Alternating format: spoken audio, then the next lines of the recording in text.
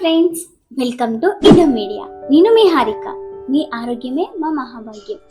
మీరు health insurance తీసుకోవాలనుకుంటున్నారా? అయితే health ఇన్సూరెన్స్లో కీ పాయింట్స్లో అతి ముఖ్యమైన కీ పాయింట్ ఇది కూడా ఒకటి. అదేంటి? Pre and post hospitalisation.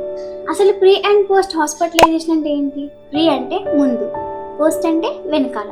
So మనం హాస్పిటల్లో అడ్మిట్ అవ్వక ముందు మనం ఏదైతే హెల్త్ ఇష్యూ తోటి సెవెరల్ హాస్పిటల్స్కి వెళ్ళి ట్రీట్మెంట్ చేయించుకుంటామో, సో ఆ ట్రీట్మెంట్ అయిన బిల్స్ అన్ని సెక్యూర్ చేసి హెల్త్ ఇన్సూరెన్స్కి సబ్మిట్ చేస్తే మనకి రీఎంబర్స్మెంట్ ఫామ్లో మనీ అనేది రిటర్న్ వస్తుంది.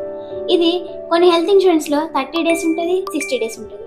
సో మనకి 60 బెటర్ కాబట్టి 60 తీసుకుంటే this will be very useful to us. ఇది ప్రీ హాస్పిటలైజేషన్. పోస్ట్ హాస్పిటలైజేషన్ అంటే మనం ఒకసారి హాస్పిటల్లో డిశ్చార్జ్ అయ్యాక మనకి సెవరల్ డాక్టర్ కన్సల్ట్స్ ఉంటాయి అండ్ టెస్ట్ కూడా ఉంటాయి కదా, మంత్స్కి అని చెప్పి, ఇన్ని మంత్స్ టు ఇన్ని మంత్స్కి అని చెప్పి.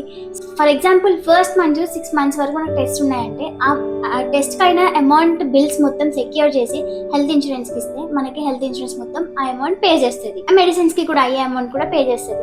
సో ఇది కొన్ని హెల్త్ ఇన్సూరెన్స్ కంపెనీస్లో 30, 60, 180 days అలా డిపెండ్ అయి ఉంటుంది. సో మనకి 180 is బెటర్ కాబట్టి మీరు బాగా ఆలోచించుకొని తీసుకోండి. 180 days అంటే హాఫ్ ఇయర్. మనకి హాఫ్ ఇయర్లో అయ్యే ట్రీట్మెంట్ మనీ మొత్తం మనకి పోస్ట్ హాస్పిటలైజేషన్ ద్వారా మనకి రియంబర్స్మెంట్ అవుతుంది.